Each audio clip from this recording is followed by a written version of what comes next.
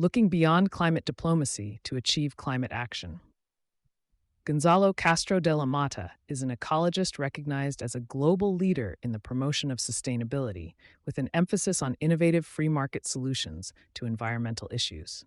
As executive director of EarthNA, he guides the center's mandate of enhancing Qatar's role within the global sustainability policy ecosystem.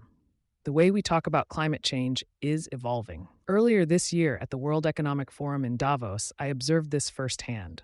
The focus has shifted from broad conversations on climate change and ESG to specific topics such as energy security, critical minerals, and investment flows. This is beyond a new narrative. It shows that people now realize climate action is about addressing challenges and getting things done, not just raising awareness. The real challenge is whether we can move quickly enough to deliver real solutions. For more than 3 decades, international climate diplomacy has helped build consensus and define shared goals. That work remains essential. Yet global emissions continue to rise. Many left COP30 in Belém in 2025 with a sobering realization. Multilateralism is necessary, but it cannot carry the full weight of implementation. Negotiated outcomes alone do not reduce emissions. Progress depends on what happens within countries, across industries, and in the daily decisions of investors, regulators, and communities. We're also facing a tough scientific truth. Staying below 1.5 degrees Celsius is no longer realistic. We're now in what scientists call overshoot territory. Because of this, the conversation has changed. Adapting and building resilience aren't side issues anymore. They have become priorities for every country. Governments, cities, and businesses are preparing for a future shaped by more extreme climate occurrences, resource pressures, and growing social needs, from global agreements to real-world delivery. But this moment is also an opportunity to match economic growth with climate goals. The people making decisions today, both thinkers and doers, recognize that looking after the planet and growing the economy must go hand in hand. In many emerging economies, making renewable energy more available is turning out to be the smartest and most affordable way to grow. If there's one thing we're missing, it's speed. Getting things done quickly depends on having systems that cut through uncertainty, encourage new ideas, and help money flow to what works. That's why it's important to bring together decision makers, entrepreneurs, researchers, and investors. It goes beyond networking. It's about matching the right ideas to the right partners so things can actually get done. There are some real reasons to be hopeful. More and more vehicles are running on electricity. Renewables are now competing with traditional fuels on both price and performance. Investors are putting money into clean energy, not just because it's good for the environment, but because it makes financial sense. The next steps will rely on policies that keep encouraging breakthroughs, like better batteries, carbon capture, and safer nuclear power, while ensuring we stay transparent and protect the environment. The Gulf region is a good example of turning climate ambition into action. Countries here have invested a lot in green technologies around the world, showing both financial strength and smart long-term planning. But there's also a growing sense that building innovation at home is just as important. In places like Qatar, investments are rising as governments try to create spaces where climate solutions can be tested and grown locally.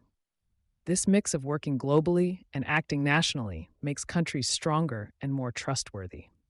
For countries facing extreme heat, water shortages, and fast-growing cities, developing new solutions is no longer optional. Cities in dry areas need better ways to use water, save energy, and stay livable even when things get tough. In this way, the Gulf is becoming a real-world lab for solutions that other regions will eventually need too. Innovation ecosystems as the engine of climate progress. Doha's growing role as a hub for tech and entrepreneurship shows this shift toward action. When innovators, investors, and policymakers meet in the same place, the rules get shaped by what actually works. This lowers risk, encourages exploration of new practices, and helps ensure innovation really serves the public. Global gatherings such as Web Summit Qatar are especially valuable because they bring diplomacy and practice into closer contact. High-level dialogue helps set direction, but progress depends on the people who design, test, and deploy solutions. When these communities interact directly, ideas move more quickly from discussion to action. The gap between commitment and delivery begins to narrow. Structures that connect research, policy, and action are just as important. Organizations like Qatar Foundation's EarthNA help turn big ideas into solutions that matter locally and are relevant for the rest of the world. By linking science, policy, and real-world action, they support practical, evidence-based approaches. We have observed this way of working in action. One example is the new focus on building sustainable cities in dry regions. As more people move to hot, dry places, we need new practical ideas to address challenges linked to water, energy, and infrastructure. EarthNA's Arid Cities Network is a global platform that shows how working and learning together can help cities become stronger in the face of tough environmental challenges. Furthermore, piloting and experimentation remain essential for effective climate governance.